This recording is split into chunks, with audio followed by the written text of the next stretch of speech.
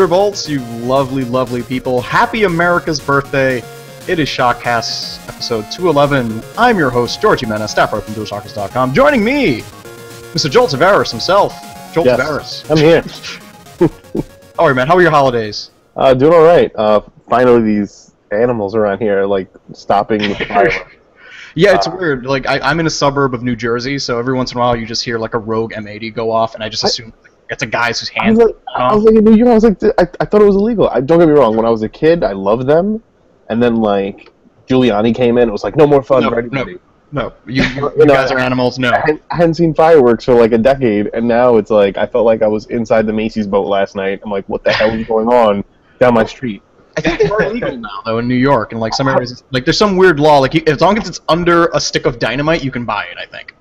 I didn't know this. I had no idea. And all hell was breaking loose outside last night. I was like, all right. But you can go to Pennsylvania, where every other store is a fireworks store. It's fireworks and guns. It literally says, "Welcome to Pennsylvania." They come buy some shit you can't buy at home.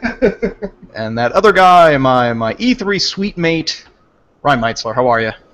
Now, is that sweet as in like S-U-I-T-E or S-W-E-E-E-T? It's both. Sweet mate. Yeah. So yeah, we're finally back. We took some time to just recover from E3. I did not expect E3 to take that much out of me, being it was my first E3. Like, wow, I feel well rested. I'm awake. I'm ready to talk about things I saw there. We saw things, Ryan. We did. Have you just slept? Literally just slept for 2 weeks. We did. Yeah, we did. We had a lot of fun. There was a lot on the show floor, especially the press conferences. Like, just had like, I think this year, especially I think compared to last year, it was definitely a much more like exciting. Like, there's a lot more like energy. I felt like this year, just because like there was just so much like cool stuff that they had this year. Yeah, there were games in playable forms. Like, you know, we saw for the first time what No Man's Sky is, which is a thing. But first, I want to ask Joel. You weren't there. You were kind of an outside observer, but I value your opinion on all things video game industry trends. So, in what lifetime could you have predicted that in one press conference they were going to announce Shenmue, Final Fantasy? Well, let me just So that day, are we going to go into it now? Or are we just gonna might as well. Just go into it. Let's get stuff out of the way. Right, so I was just going to give you an idea of what that day was like. So we're at home. I had Erica, our community manager, and Al was over, and you know, we're watching all the press conferences. I told everybody, I was like, all right, everyone has to leave by 8 o'clock because I had to put my son to sleep. But, you know, we watched all the shows, all the press conferences, and we're watching them, and, you know, Xbox had its, like, highlights, its high moments. You know, obviously the backwards compatibility, all the Gears of 4 stuff. That was kind of cute. And Forza made a big splash, and Cuphead, which is like one of the games I'm most anticipating. So they really kicked off the day. Like, I was like, wow! Like, it was a really impressive press conference. Yeah, no, they set the tone. They really did an amazing job. You know, hats off to Spencer and company. They put together, I think, one of the best shows they've put together. And it was funny because they didn't even need a Call of Duty to kick off the show, which is how they've kicked off the show for the last like 7 years, you know, prior. But I thought they put together a great press conference. I thought EA was doing very well, and then it turned into ESPN, and I was like, what the hell's going on here? It was a press conference ass press conference. You mean it turned into a TED Talk, Joel? Yeah. It was like, I don't know what happened in there. All I know is that Pele came out, which was, I guess, kind of cool, but I was home, so I'm like, I hate y'all. Yeah, it was not the right venue for Pele, because like I was sitting there and I'm like, oh my god, that's Pele, like the greatest living soccer player of our time, and all I kept thinking about was like, all right, when are they going to get Battlefront? Like, when are they going to get to this Battlefront footage?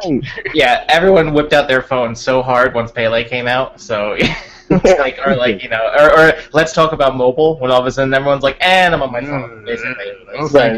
Right, and yeah, I mean, they kind of like took the wind out of their own sails at that point. I think Ubisoft had a great show. So it was funny because at the end of the day, I was like, you know, I'm saying goodbye to everyone. People are going home to watch the Sony thing at 9 Eastern. I see Ryan's camera frozen. No, he's fine. I'm okay. He's okay. So you know, I'm saying goodbye to everyone. Everyone's leaving. It's like 7:45. You know, Al has to make the drive home, you know, because he's like an hour away. Everyone's leaving, and we're like, all right, so we had a good E3. That was a fun day. We had a crap ton of content up on the site. It was like a good day, but nothing that I was just like, oh my god, I can't believe that happened kind of day. Yeah.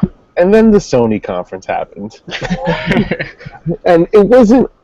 So what's funny about this whole thing is that everyone's, in retrospect, everyone's like, oh my god, they killed it. Yeah. All the stuff you're not going to see for like 3 years. So I think they killed it in 2018. Yeah, it's going to be a great show 2 years from now when it's like it's going to be out on the playable floor, first on PS4. Amazing. For 6 months. Right. But you know what it was? I think it was the impact and the momentum of the show, and they didn't mention Vita once. I think they talked about PlayStation View for like a minute, and then they were like, nothing. They mentioned their TV service. Yeah. They had Andrew House come out for a second, but when Adam Boyce came out and literally just dropped, bomb after bomb. I know. It was like. I swear, I was I was like in another chat room and I was joking around. I was like, all they need at this point was Gabe Newell to come out and just say yes and walk off the stage, and then it would have been like. That's what I said when I was with Georgia. I was like, if they announce Half-Life 3 this week, this is like the perfect E3. It's like this. We don't need games anymore. This is it. This is it. It's over. Yeah, I mean, I had the same, I thought of all the press conferences, Sony had the best quote-unquote show because they played off all the energy in the room, and they were masters of doublespeak, I thought, because after every great clip we saw, we saw some Batman Arkham Knight footage, and they were like, preferred on PS4, or this really weird DLC talk. Like, it was, they spent a good 20 minutes on all the third-party stuff and making it all seem like this is only coming on PS4, and like, no, it's not. Even the Final Fantasy VII remake, and right. When I was there, Joel, there was a dude in front of me when the music first came on, and he was just kind of like, no. He was like, that's Advent Children music, and he's on his phone for whatever reason, looking real quick, and then he's looking around, he's like, you're hearing this too, right? And then the little materia came across the screen, and he's like, No. And then they started, zooming into like Midgard, and it was like, oh wait, is this maybe like maybe it's a game that takes place in the Final Fantasy universe? Oh yeah, I thought like a sequel or something like that. Yeah. And then as soon as you saw Barrett, and then you saw the gun arm, and then you saw the back of Cloud's head, and then title card to Final Fantasy VII Remake, which is this clearly means they thought about this last week. And said, we have nothing to show. We're not going to win this holiday season, so let's at least win hearts and minds, and just like every dream game you've ever wanted, let's just announce it, and then we'll worry about it later. Right. And I think they did an amazing job at that.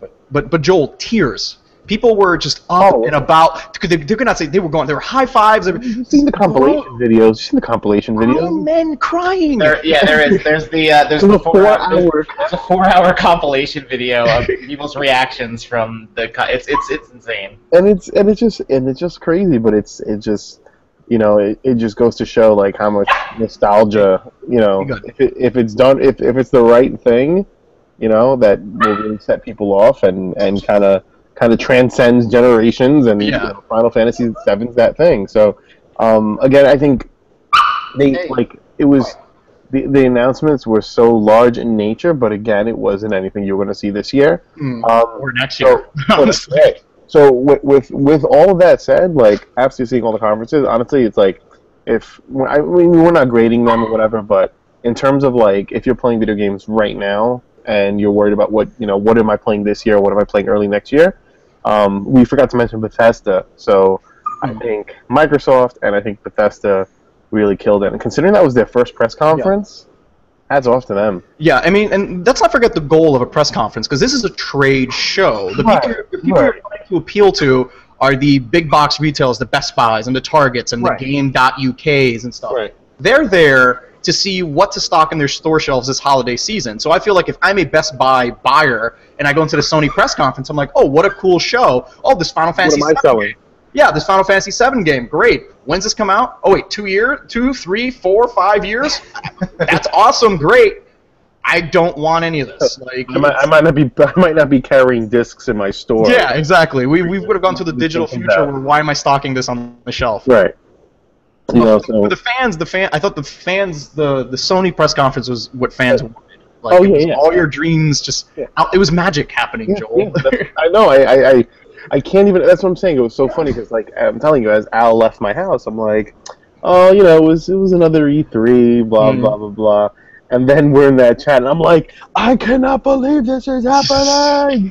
Like, it was just nuts. It was just absolutely nuts. Yeah, our reactions were just we were just nuts. From there, and then like the Shenmue. So let me ask you this, Joel, about the what is your position about promoting a Kickstarter during a press conference? I mean, because I saw the interviews afterwards. Okay. So I get it. Mm-hmm. No, I think it makes a lot of sense. I kind of get it. You know what? It's kind of like they gave him a platform, and they gave him one of the biggest platforms that they can give him. You know, I mean, it was the final press conference of the day. It's the Sony one. You know, they have people sitting in movie theaters watching it. They gave him a platform and said, you know what? If there's going to be consumer interest, and I think Sony knows they're not stupid or dismissive of it. They know that they were going to get the backing. But to see that kind of backing at that speed, I think kind of really says, you know what? Let's sink some money into this. So you think more it was for like peace of mind than anything? I think so. Again, things are risky right now, right? So, and we still don't know the Shenmue you're gonna get. You know, what if he turns on and it plays like a Tales game and nothing? No, I mean it might just be the sequel to Shenmue 2, which if you go back and play Shenmue 2 right now, it's not a great game. It's like, am I just getting more of that? Because if I am, I don't think I'm ready for that. But then here's the whole thing. Then people were upset. They're like, oh, if I backed it, you know, I'm backing it, but Sony should be paying for it. Why am I paying? Why are people paying? Dude, you're gonna get the game for $30 when it comes out. Shut up. Yeah, exactly. So you're getting $30. I think I was more offended by just them using press conference time to just push a Kickstarter on a game that plays on our nostalgia. Because like, what's gonna stop Microsoft next year from doing like, oh, you guys really want that Battletoads game? Bam! Go to the Kickstarter page. Yeah. But I feel like maybe Battletoads is a bad example because I feel like if push comes to shove and they say like, no, let's do a Kickstarter for Battletoads, I think that game makes $30,000, and I think everyone can finally say like, all right, you know what? We can let Battletoads die finally. I think it does set like a precedent though, because I feel like now that Sony's done it, it's just kind of opening the floodgates, and that it is going to happen in future conferences, and then you're going to see it more frequently. So, you know, I don't know long term how much, like, you know, how many of these announcements we're going to see at next, you know, like the upcoming E3s will be, hey, here's a Kickstarter, back it, go, and, you know. But at the same token, I'm like looking at it from the perspective of like Sony or Microsoft or whatever, right? Like if they're going to get involved, they're a business, like they're going to want a piece of the pie, right? So if the pie's already cut in half down to $30, you got what I'm saying? Like, Like, here, we're going to give you this platform, but now if Sony gets involved, all of a sudden, now there's going to be a retail version of the game. You got what I mean? Like that's they get to make a lot more of the rules and kind of dictate how things get played out. I mean, think about they're going to get involved. They're going to make sure that they maximize every single dollar that they can out of it. Yeah, I mean, that's why they were in the position to hook up with Capcom and be, you know, Street Fighter 4 on PS4, because I feel like Sony is taking over a bunch of that development just to make sure this game gets released. Because remember, Capcom was in they're such in a bad position financially right now where they just can't do another big risky game that's not a remake of some sort. Because they said, like, we're only going for sure things, and for us, it's remakes of stuff that you already like and played a dozen times over again. So I feel this is Sony coming in and kind of cracking the whip and just kind of really dictating how to get a game out. Like, I like how that's like Capcom's stance, but they wouldn't let like Unifune make another Mega Man game, and he had to kickstart his own. Good job. Yeah. I feel like Inafune was just kind of like bad relations all around. This is just. Oh, I'm sure. Like I don't think it was one or two instances. I think it was like years there, and maybe him being underappreciated, or we have no idea what it's like to actually deal with Capcom proper. Like, you know, we deal with Capcom PR people who are all super nice and amazing, but we don't know the people who make the business decisions. They might be just cigar chomping trolls for all we know. And like all they see is dollar signs. Like, you know, I'm glad to see Street Fighter 4 coming out, because if it wasn't for Sony, this game would never exist. And, you know, we're getting into that position, but now, you know, it looks like Shenmue this is the same situation where if it wasn't for Sony, we would never see a Shenmue 3. Now it's just an issue of what is this game when it comes out. I'm curious to see what a release date is. Like, you know, is this another game we're going to see 2-3 years from now? Is Yu Suzuki still kind of pitching it? You know what I mean? Like, he says, hey, look, we've made this many $1 million, Sony. Maybe you should kick in an extra $5-6 million just to make sure we get this nice big open world. Because wasn't that one of the stretch goals where it's like, hey, if we get $10 million, we'll make a real big open world. I'm like, yeah. What I love about this is that the people that are fighting for it, like when I'm seeing like the younger people like tweeting and like save Shenmue, it's like I'm not doubting that they didn't play the whatever. I am doubting they played the game because here's the thing. Shenmue is basically like Mass Effect and Persona put together, and except just take away a lot of the nuanced writing and good action. Yeah, that's what you have Shenmue. Yeah, that's so I hope they know what kind of game they're getting. But it's nice that we'll get to finish the story. I feel like a lot of those people maybe saw their big brother play Shenmue and said like, man, that's a cool game. I'd like to get into that one day. Right. Because you know what? If Shenmue was really that popular, we would have seen a Shenmue 3 by now, but we did it because no one bought it. A few people decided, no, I don't want to buy it on Dreamcast. Meh. And then when it came out on Xbox, they're like, oh, wait, it turns out no one likes Shenmue regardless of the platform. So that's how I feel about Mirror's Edge, too, as well. Is like, like, who really played, like, I played the original. Like, who else played it? Like, no one bought it. Everyone's excited for it. So I bought it used, and you know what? That didn't help anyone. D-Rod played it. I know that. Yeah. D-Rod. I wish I was reaching out to D-Rod. I'm like, I need his Final Fantasy opinion, and his Mirror's Edge stuff that looked great, but I'm just kind of like, I'm kind of over it. I like new IPs, like the EA press conference. They showed me they had no new IPs. I think that were there outside of Unravel, that really cute indie game with the Yarny guy. Oh, you know what's gonna happen at the end of that game, right?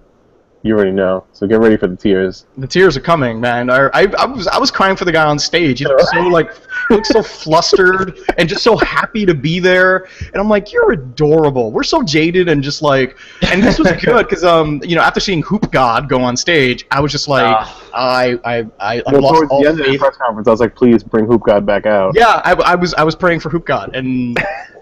I was like, bring him back. I just, oh, did you cover up my bald spot? I'm like, oh god, this is so canned and like, they need to stop doing just cute little bits on stage, like little rehearsed bits. And it's just like, they should say, hey, we're gonna check out the Game Face app. Hey, you. Not gonna call you Hoop God. We're gonna call you by your government name. Here, let's do this, and then it shows fine. But he didn't. He came up with like all the swagger and stuff. I'm like, oh, I'm not a hip guy. Maybe he's like like an Instagram star or something. Right. No, he's the community manager for NBA Live, and I'm like, oh, okay. Now we're just making up celebrities. Okay, great. Oh man, the funniest exchange I had during the EA press conference was with Dave Oshry.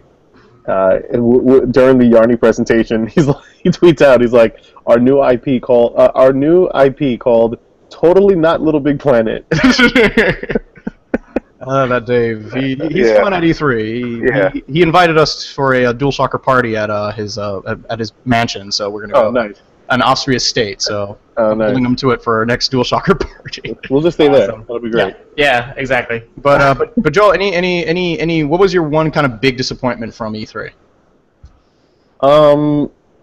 Probably not seeing as much Battlefront, but I know again that's all timing, and I don't know. It's just that was my biggest game that I wanted to do the most of, and I'm very surprised that Cuphead only got a trailer and not gameplay.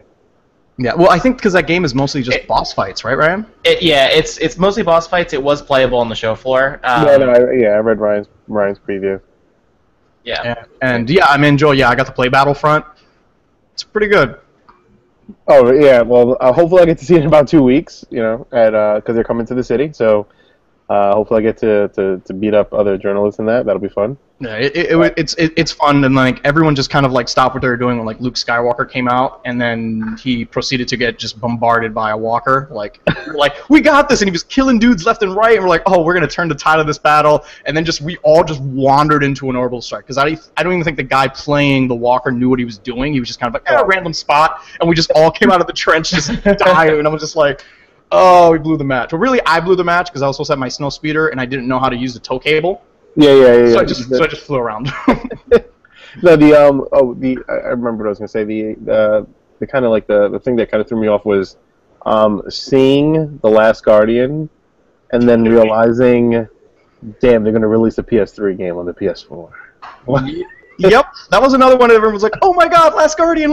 And I'm there, and I felt like such a exactly the same. I felt like such a jerk at that press conference. People are losing their shit over Last Guardian. I'm like, oh, people are like, oh, it's amazing. I'm like, game kind of looks like ass. Like the characters look fine, but I'm like, we've seen this stage before 10 years ago. Like they haven't showed us anything new about Last Guardian. All they did was confirm that it's still sort of being made.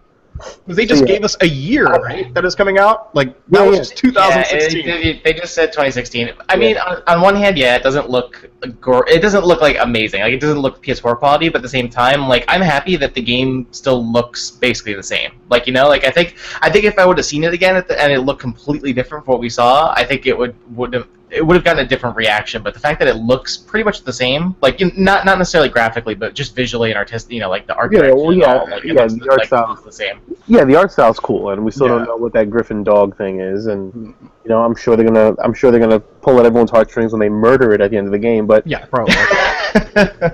Maybe the boy will get murdered, and then you play as the bird. Maybe Yarny kills that thing, and then we have to kill Yarny. And you think Yarny just does a full heel turn and just like falls to the dark side and just screw it? Like I don't know. Oh, Yarny. I mean, if there was, and again, it's not a disappointment. It's just like, all right, so this is what we waited for, kind of thing. Yeah, like I was happy it started the show, and just like that's kind of got everyone rolling. But what was kind of your favorite thing of E3? Just seeing like as far as all the the coverage, just like the craziness that kind of goes around E3. What was Nintendo execs as Muppets. Yes. Come on. Oh my God, yes. That was the greatest thing you've ever seen? That was the only thing about the Nintendo press conference worth mentioning.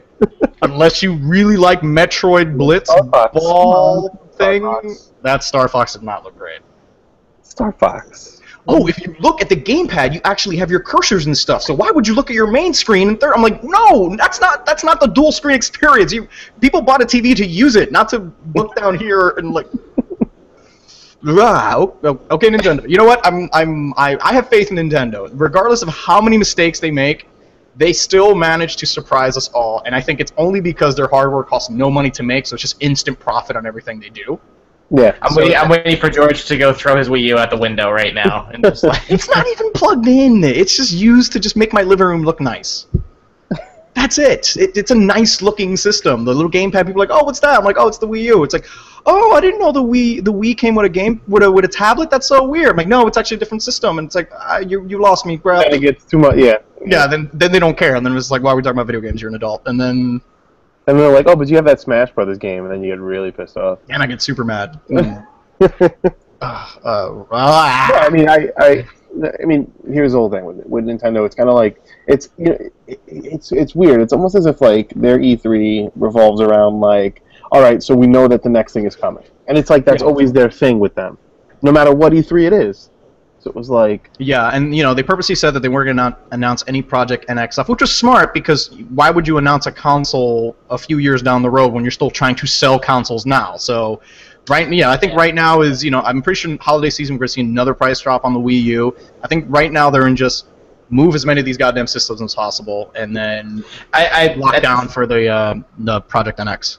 At this point, Nintendo's really... I think it's clear Nintendo's just going to ride out the Wii U, like, as long as they can until the NX is, ready. I mean, basically, they'll get it through summer, and then... Because even with Zelda, like, I'm convinced that it's going to be a Twilight Princess situation, where it's going to come out for the Wii U, but it'll also come out for the NX, I think, it's going to be a similar thing to Twilight Princess.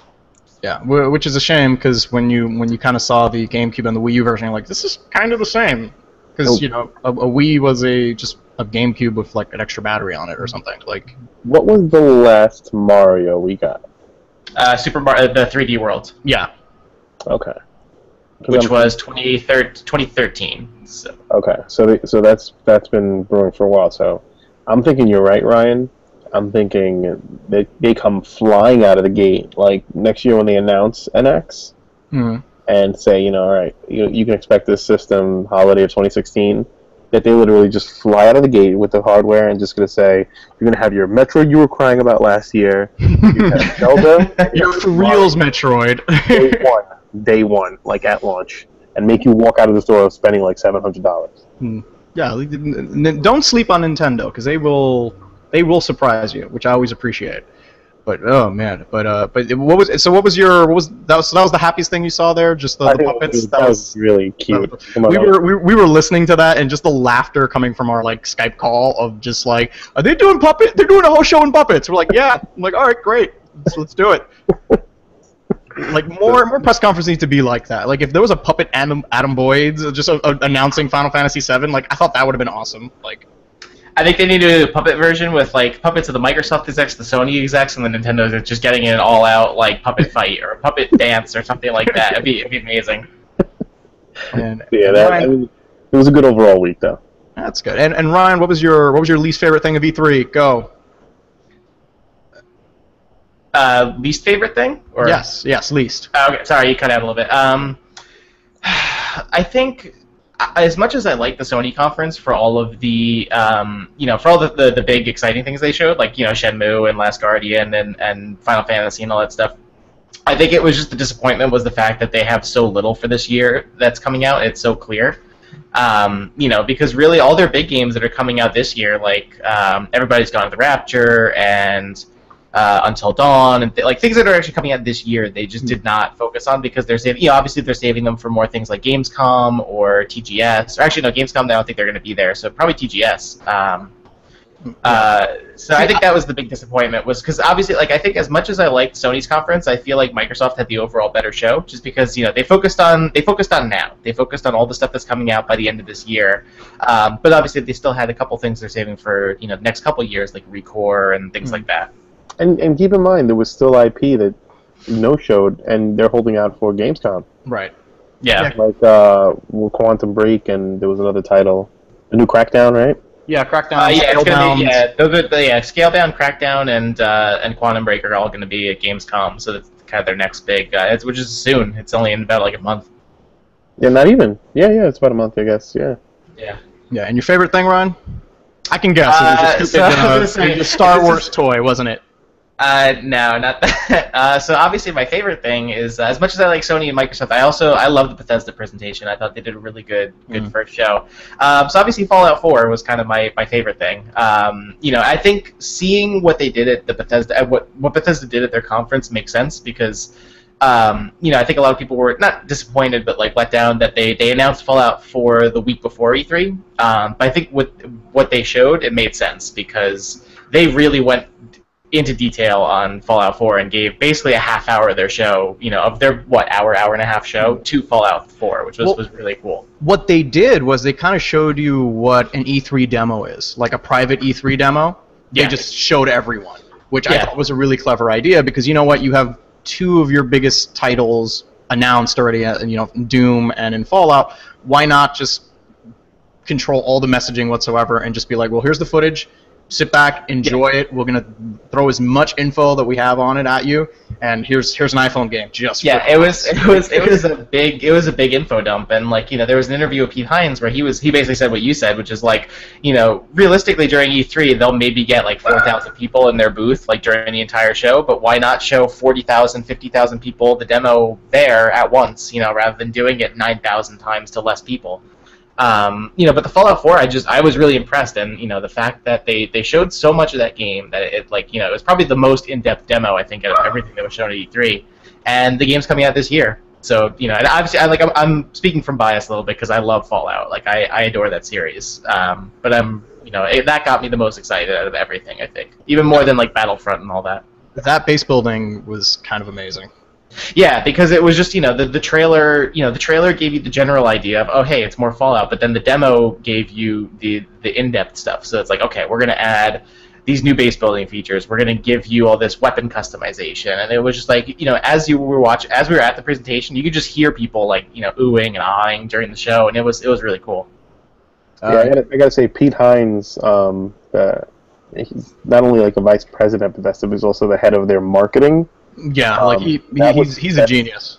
No, seriously, for a game of Fallout's scope and size, and like it's Fallout, right? So to literally go on like a quick 6-month PR cycle.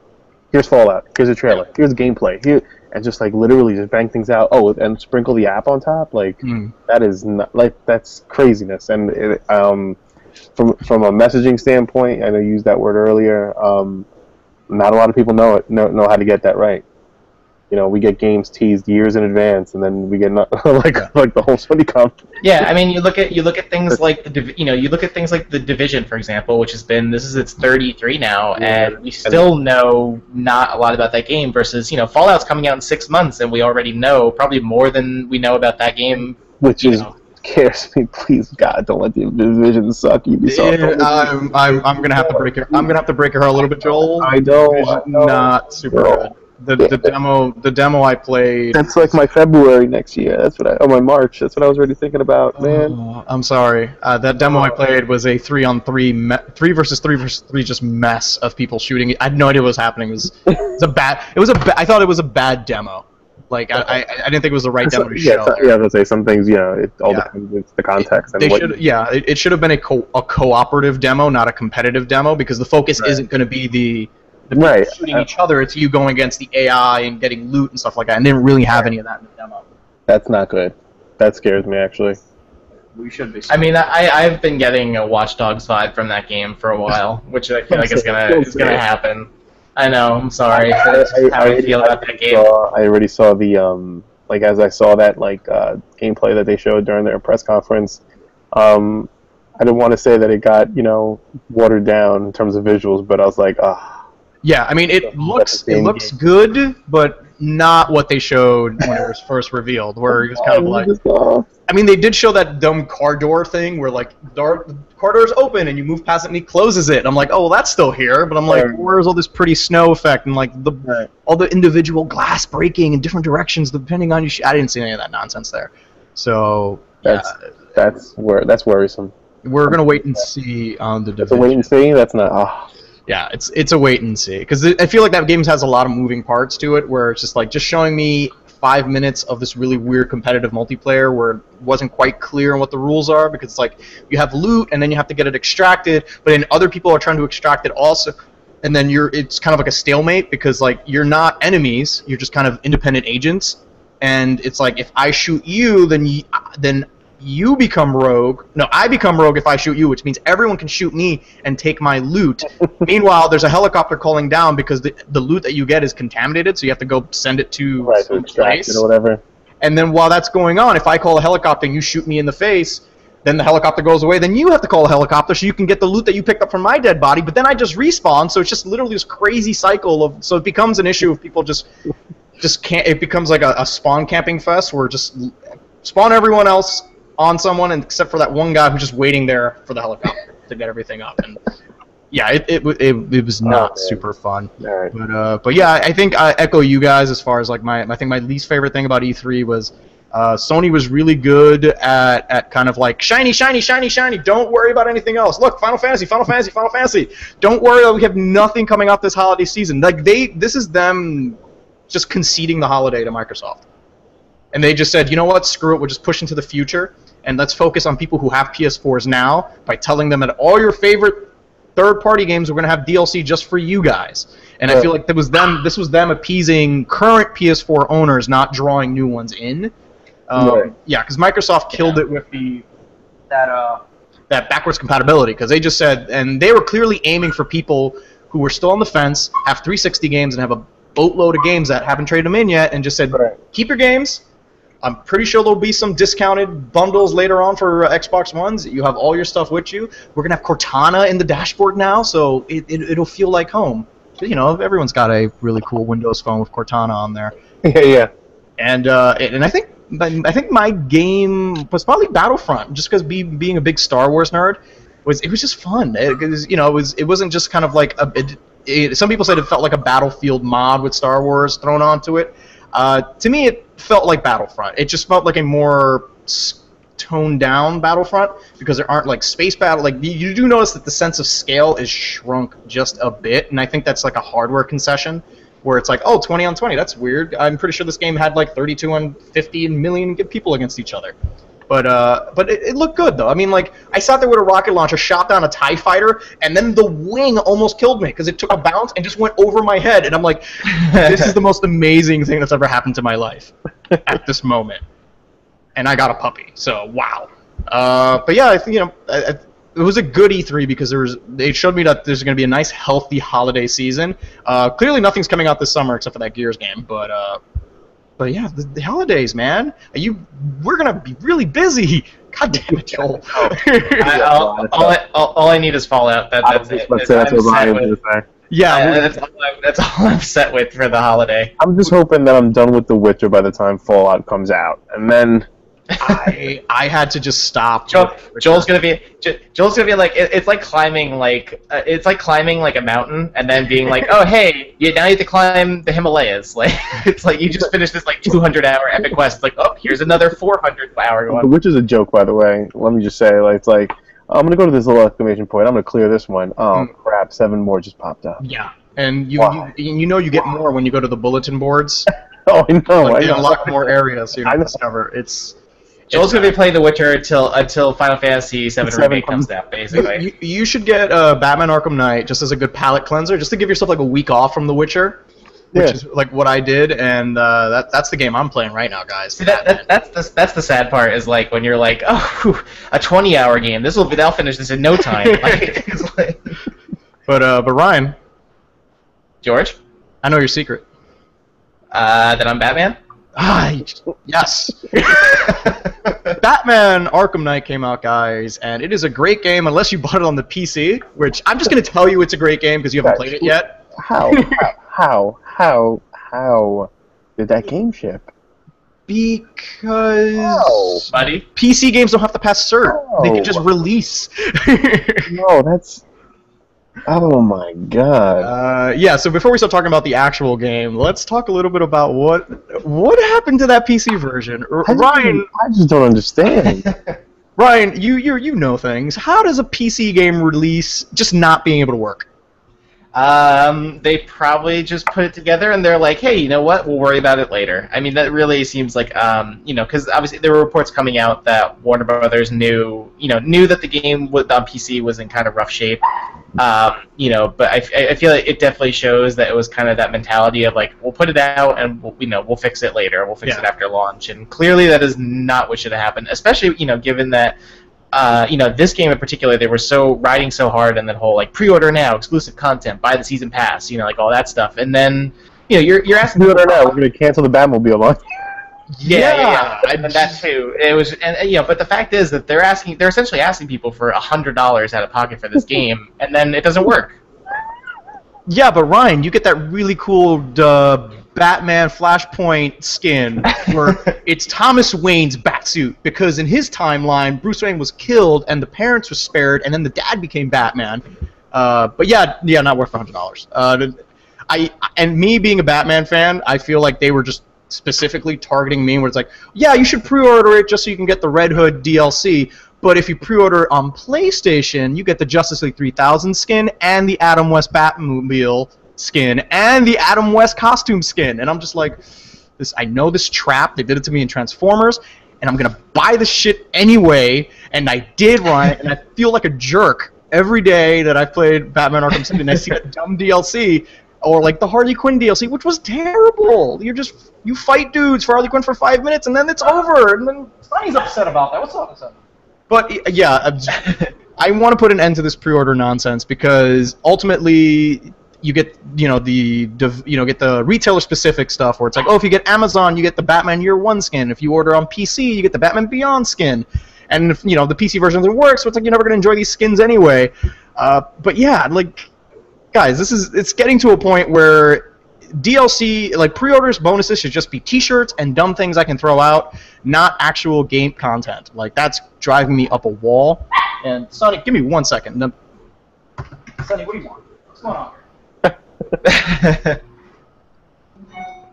I don't know. I'm just the whole thing with Batman. I don't know if it I don't know if they had like if like Warner Brothers Interactive had to make sure that they release during a certain quarter, maybe. Yeah, I mean that might be part of it. I mean, obviously, because the game was delayed. It was supposed to come out last fall, and it got delayed until last month, and then they delayed it again. Because I mean, I think the second delay was more of a marketing thing. To give it an extra boost at E3, but. I know, but it's just like I don't know, like what you're probably right. You're probably right on the ball, but I'm wondering, like, did it have to do with like Warner Brothers and like the parent company and saying like, hey, listen, we have to report our first year earnings on this day, or second quarter earnings on this day, or the partnerships they have with like Nvidia, where it's like, no, we need to get this game out by this day because Nvidia is doing their own marketing for this game, saying that we're the preferred video card for this game. That's not going to work. Yeah, that's true. That's why it's crazy. It's just like there's probably so many different variables, but that's why you just gotta. Oh man, I hate to. I always bring them up, but like the only people that do this shit right is Rockstar, man.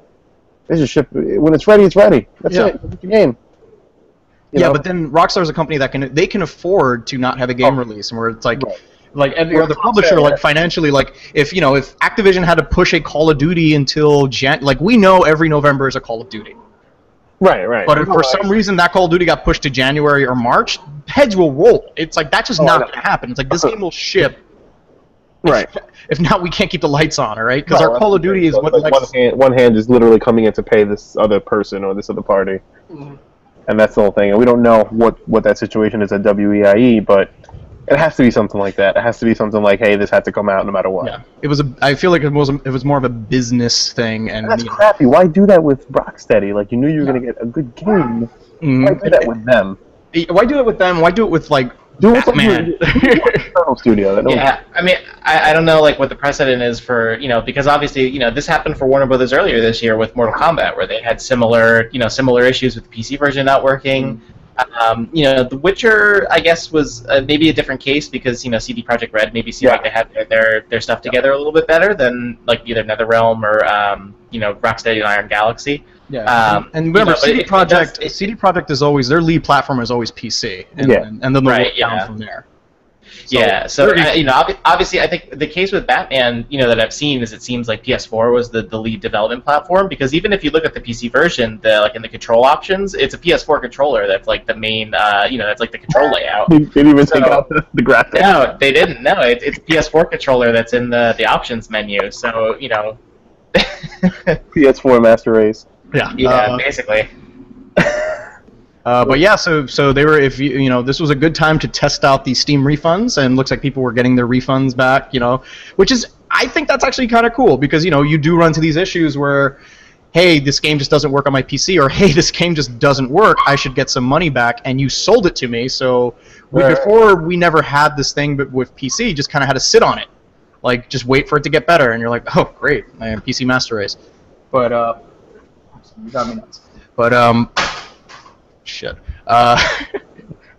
He's just literally just running around in circles, and then when he wants attention, he starts barking, and then he just stares at me with like puppy dog eyes, like, why are you not looking at me? And then he'll start knocking. He's like a big cat. Like, he'll start knocking things off the table and stuff. So, yeah, he's not a great dog. Adorable puppy, shitty dog. But wait, we're talking about PC refunds, Batman. So the game, the actual game, guys, I just beat it this morning. It's really good. Yeah, okay, I'm gonna say really good. Like, good.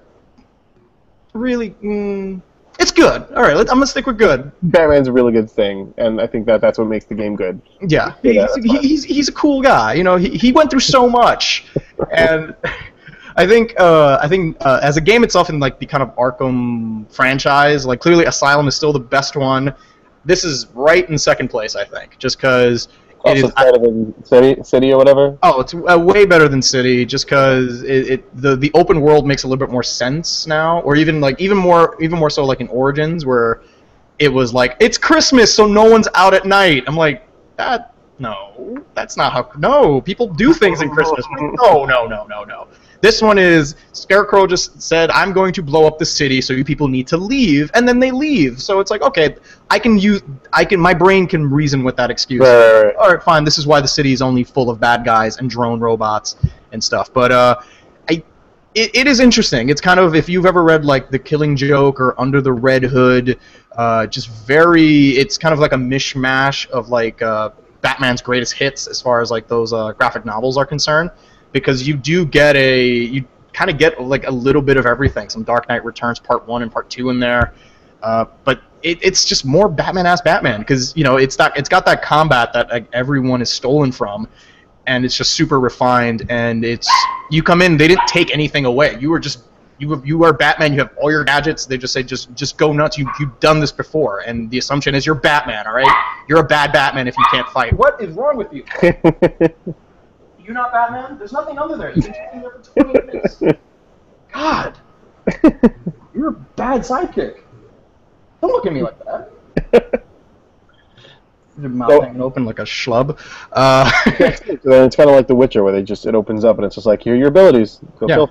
You're a Witcher. You should know what you're doing. Right. But like the story stuff, like the whole Arkham Knight thing, which I feel like Rocksteady kind of did not tell the truth as far as like the identity of the Arkham Knight. They said it would be an entirely new character, but I think they phrase it's an entirely new character for the Arkham franchise, because when you find out the identity of the Arkham Knight, you're like, yeah, I know. Obviously, it's him. Like, and I don't want to get into like too many spoilers, but yeah. Your first assumption is right. It's okay. It's that, but and I feel like the game has a lot better story hooks than just that, which is and also they say like, oh no, the Joker is gone. There is no Joker. You liars! Like don't give me that either. Like in the technical sense, yes, he is gone. The Joker is still dead, but he's in the game. And Mark Hamill should get an award because he's very good at Joker. Okay, now you're biting my foot. Okay, that's cool.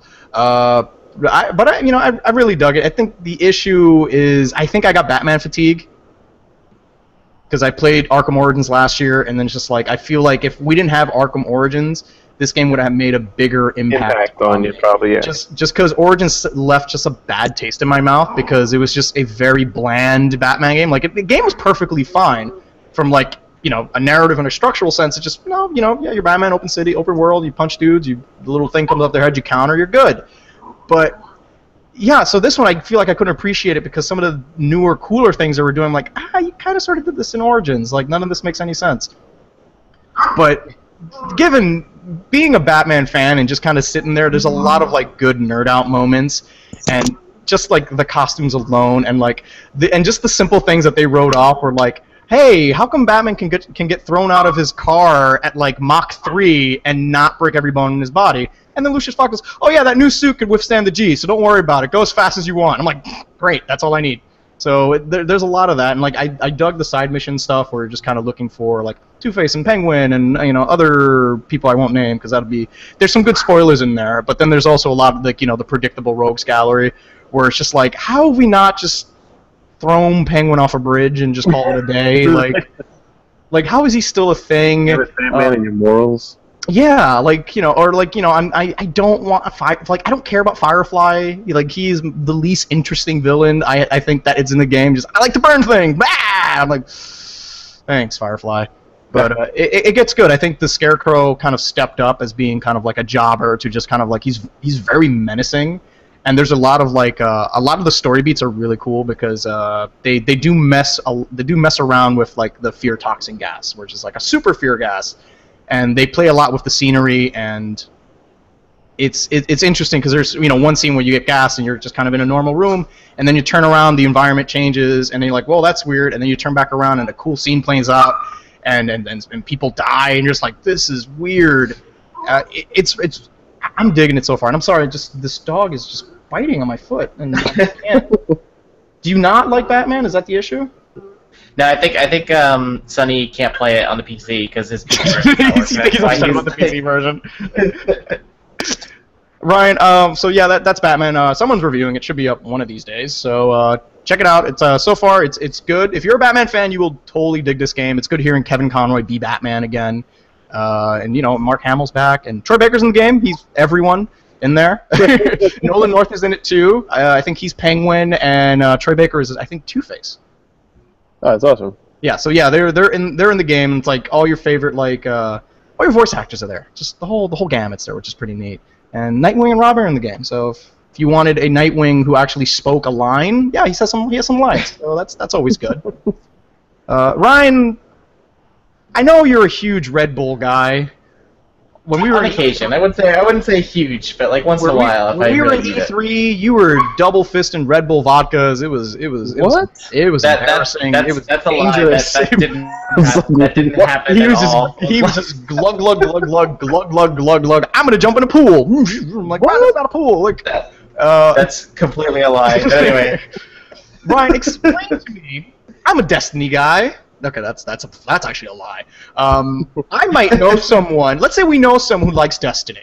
I don't know. I try not to be friends with those people, but let's assume we know someone who loves Destiny, and they. You could just say Joel. You could just say Joel's name. It's fine.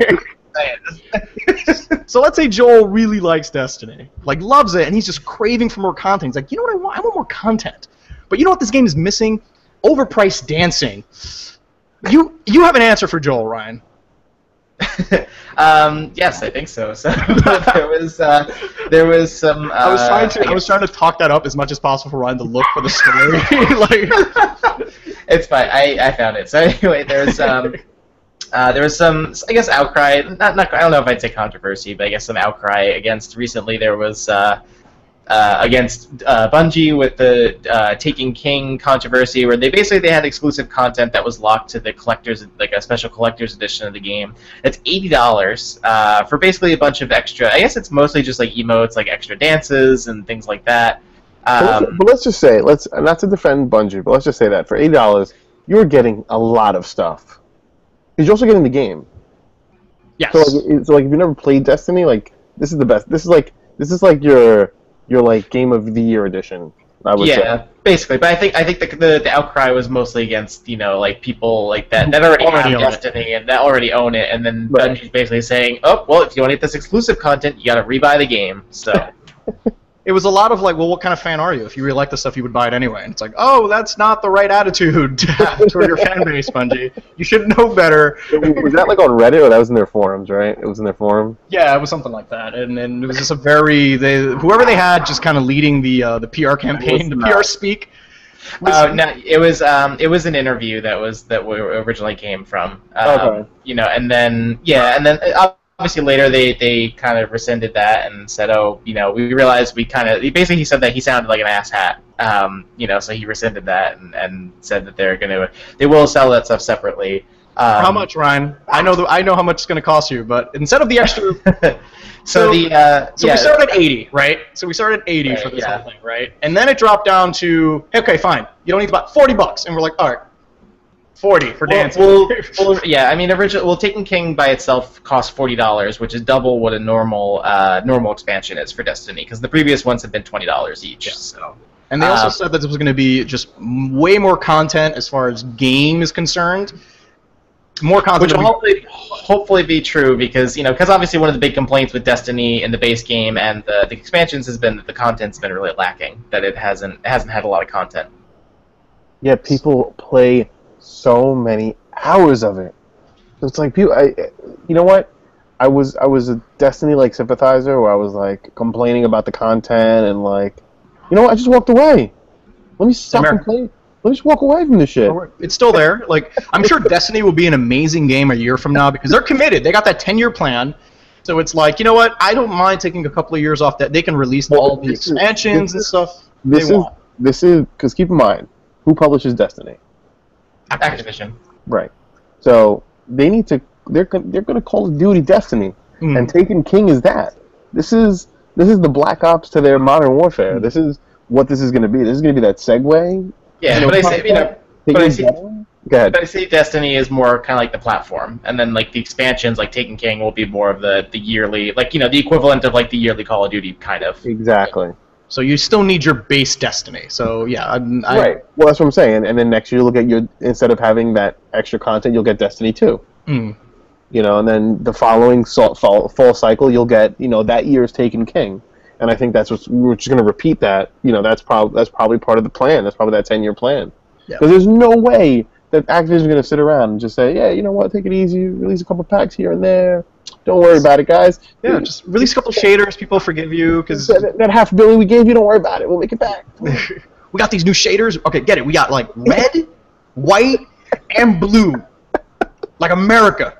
Let's release one July 4th. Yeah, you'll see. These fans will eat it up. They love anything. I mean, at E3 they gave out like shaders at the Activision, and I'm like, I don't care about Destiny. But then when I got a shader from our own Jason Tinley, who was trying it out, said, hey, you want the shader? I'm like, yeah, sure. And it was the Blacksmith, which is black and yellow, like that song.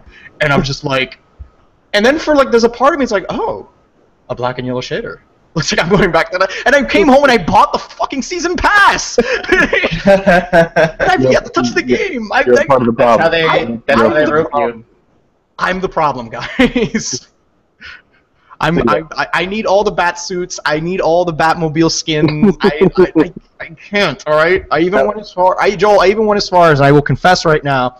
The Amazon pre-order had a special skin where it was like the first appearance of Batman. So you got like the super long ears, the purple gloves, and like he's got guns on his gun belt because the original Batman shot dudes.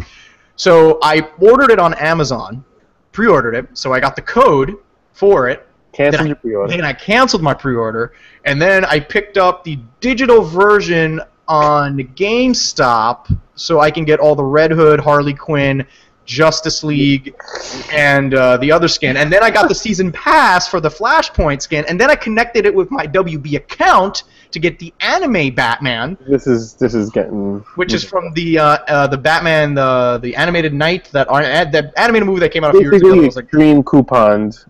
Yeah, pretty much. Release. Yeah, pretty much. And I was a bad person. And then every time I did it, I hated myself just a little bit more.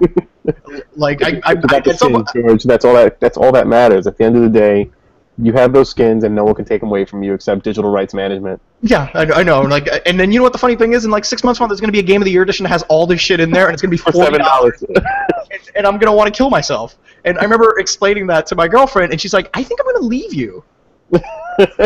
Like, he's like, never tell that story ever again. But yeah, okay. Now we're fighting. Are you not?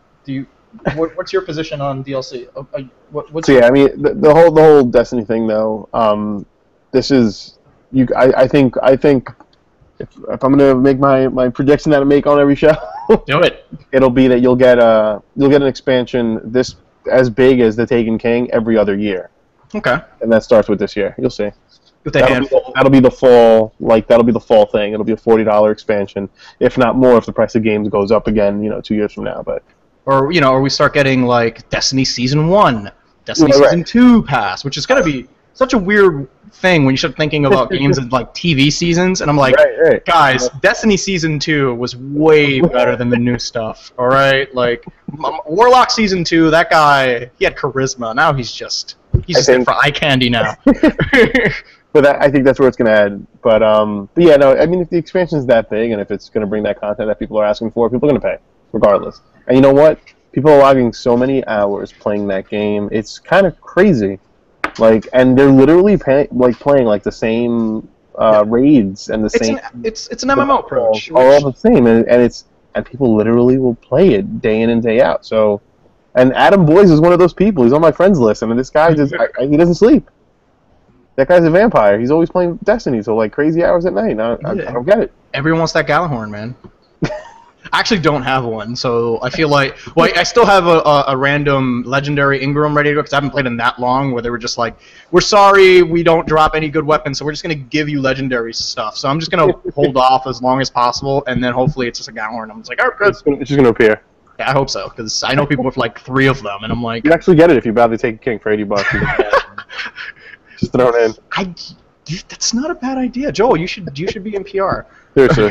You should make the business decisions for Activision.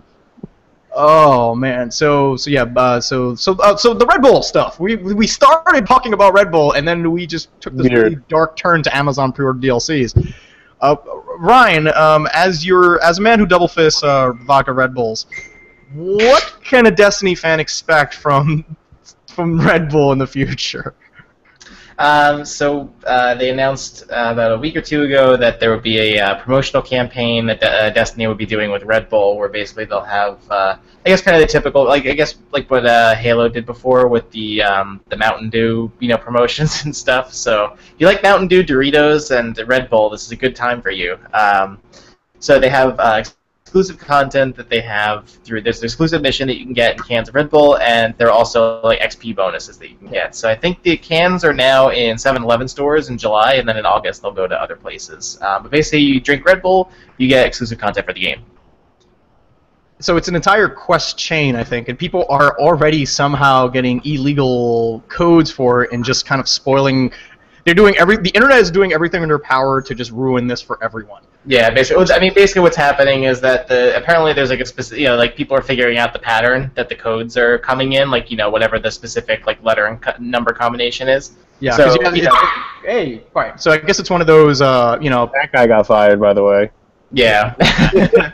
So yeah, it's something you punch into a website and it spits out a code. So I figured if you just have a 9-key generator. You just have a specific like pattern that you can do, and then you can pretty much just make up and guess a code if you have the right pattern. So a lot of people that are which is obviously if there are people that don't want to pay for the pay and get that content, fine. But then it takes away from people that are legitimately buying them, because now those cans are redeemed already, so that it sucks. But I'm a legitimate Red Bull drinker. I deserve it. Stop ruining it for me. Yeah, I'm not a fan of gating that kind of content behind a weird. Don't make me go out and buy a soft drink to play a quest chain. Like I said, if you want to give me a shader, I'm game. Or if you want to get me a mountain, a Red Bull? Yeah, like a cool Red Bull shader where you can just have the Red Bull logo on your guy. I have no problem with something like that, but doing an actual quest chain, and really, the quest is not going to be that great, like every other pre-order DLC, but we keep falling for it. It's not going to be good. It's going to be, you go up to a guy, he gives you a quest, you go kill 20 of a whatever, and then you'll get a special token to redeem Red Bull gear. Like, maybe it'll give you wings, and your character can fly. Wings. This is me, wings. Oh man, so yeah, that was a rough week for Batman and Destiny. Two seemingly good games, I want to say. Yeah, Batman's good. I like Batman. When I think about it, I like it more. Yeah, I like it. Okay. Yeah. Ryan, you reviewed Borderlands. I did, yeah.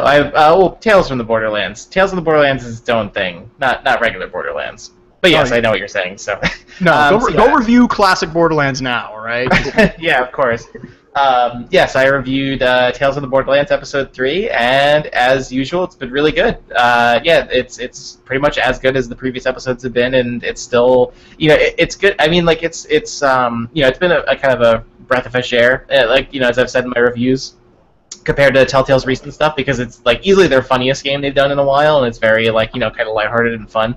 But that doesn't take away from the fact that it's probably like one of Telltale's best games so far. I mean, there's still 2 episodes left, but it's been really great. I definitely recommend anyone that has an interest, even if you're not necessarily into Borderlands, I think it's still a great game on its own. That's really worth playing. Now because I've yet to play any of the Tales of Borderlands, but I've played everything else: The Walking Dead and the Game of Thrones. What is Tales of Borderlands? Joel, what is PlayStation TV? PlayStation Wait, TV? what? We're back at this again? No, I'm sorry. It's okay. I got confused by that transition. So anyway, basically, Tales of the Borderlands. It's it's a standalone sort of story that's set in the Borderlands universe. But it follows a new set of characters and everything like that.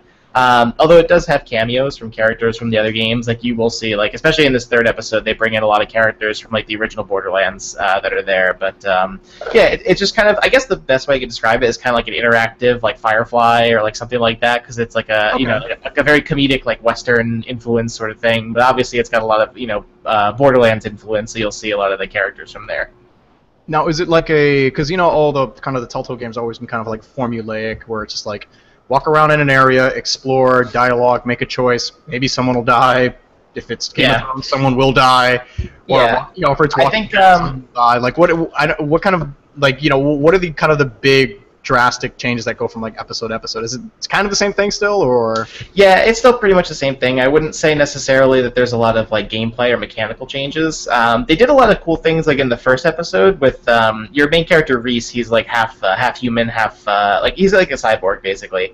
So he has this like bionic eye type thing where he can like scan things in the environment, and but they haven't really done that in the second and third episode as much. So I hope that they can bring some of that back a little bit. I think what's different about it is obviously the tone. The tone's the big thing because it is very it's very very funny. Like I've definitely laughed like out loud at a couple parts in some of the episodes that are just really really great. So the tone and I think the narrative too, because with you basically play between two main characters. You play Reese and Fiona are the two main characters. So kind of the narrative thing is that they're unreliable narrators. So like Fiona, like basically in episode 3, there's like one part where like Fiona will tell her version of a story, and then like Spruce, she talks about this like battle scene or whatever. Where she's basically a huge badass, and then Reese will be like, no, that's not how it turned out. So then you'll switch over to Reese, and he'll like retell it, and Fiona will just be like awkward and like doing nothing or whatever. So that's kind of the fun thing is like because you have these two unreliable narrators, they'll each kind of tell their own version of a scene. You'll see how it plays out. So it's really funny. It's cool. Like it's different than what they've done in like Game of Thrones obviously does something a little bit similar because it's switching between multiple characters, but not quite. I think I think Tales of Borderlands is a little bit more meta, and that's kind of the fun thing about it. Oh, cool. Yeah, anything that's a departure from the usual like doom and gloom of Walking Dead, and even like Wolf Among Us, like that.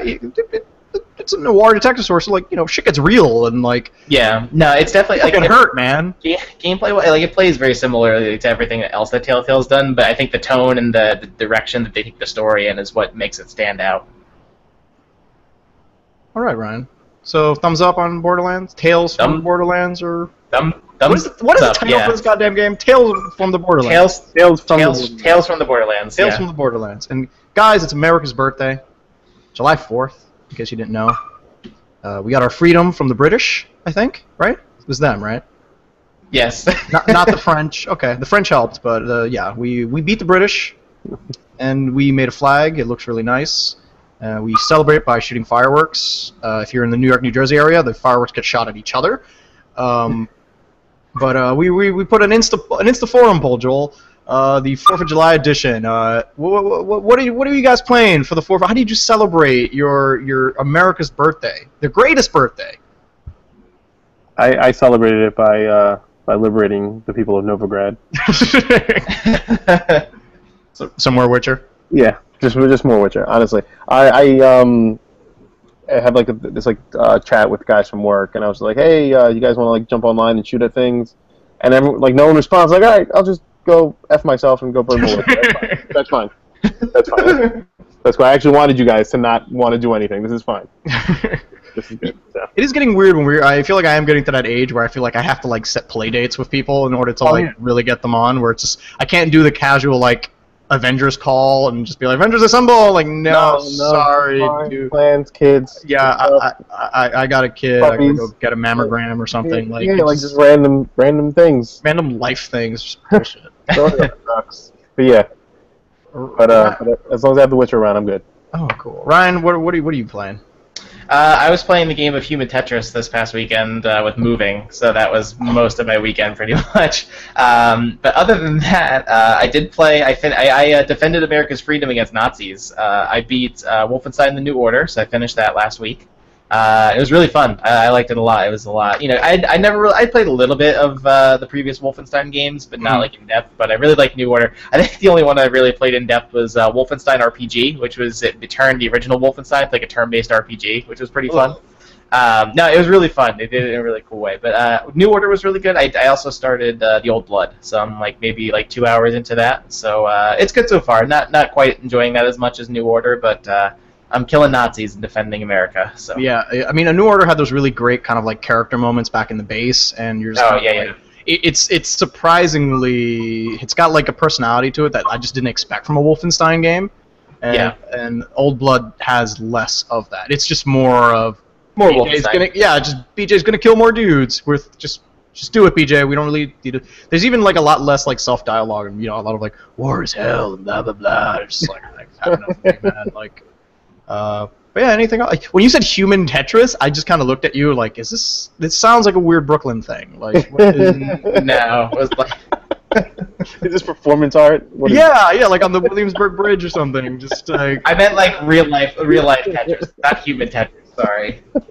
Sorry. And the thing is, the picture I had in my head was way worse than Ryan would even describe it. Like long beards.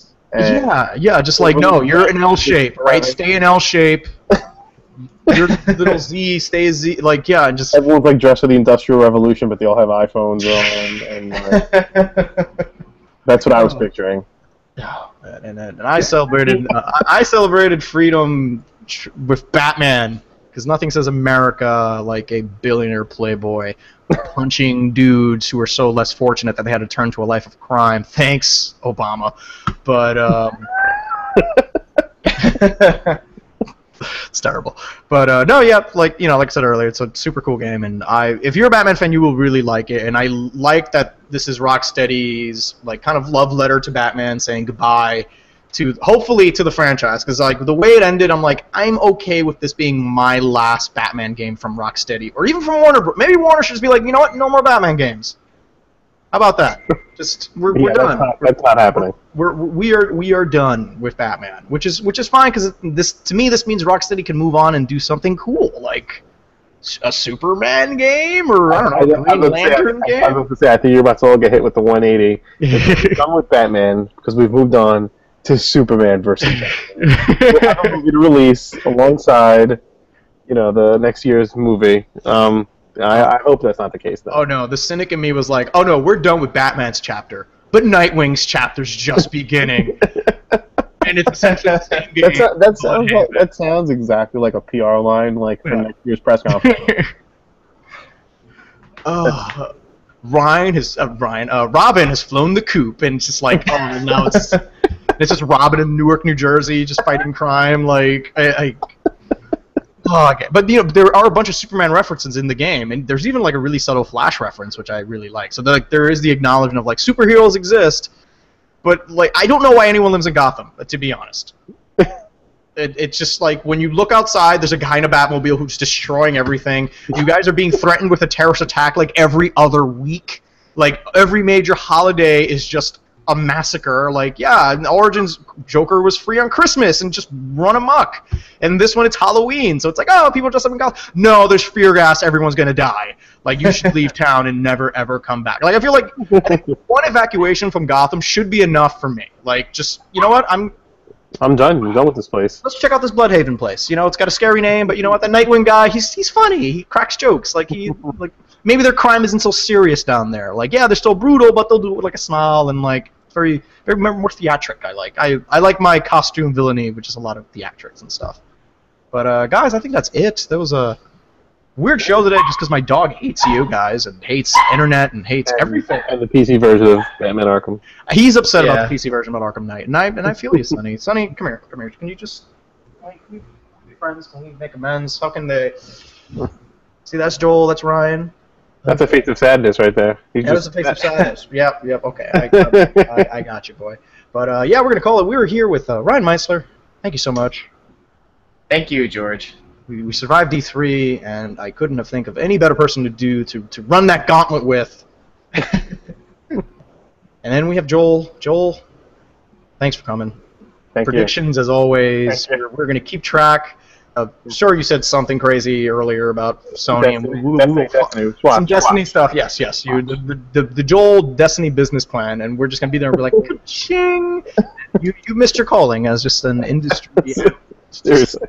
Just throwing it out there. And thank you so much, guys, for watching. We'll be back next week. Maybe. Yes, sure. Sonny wants me back next week. We'll be back next week with more video game talk, more Batman talk, and more me confessing about my really bad pre-order habits. I spent so much money on Batman, it's just not even funny anymore. Oh, you're part of the problem. I'm part of the problem.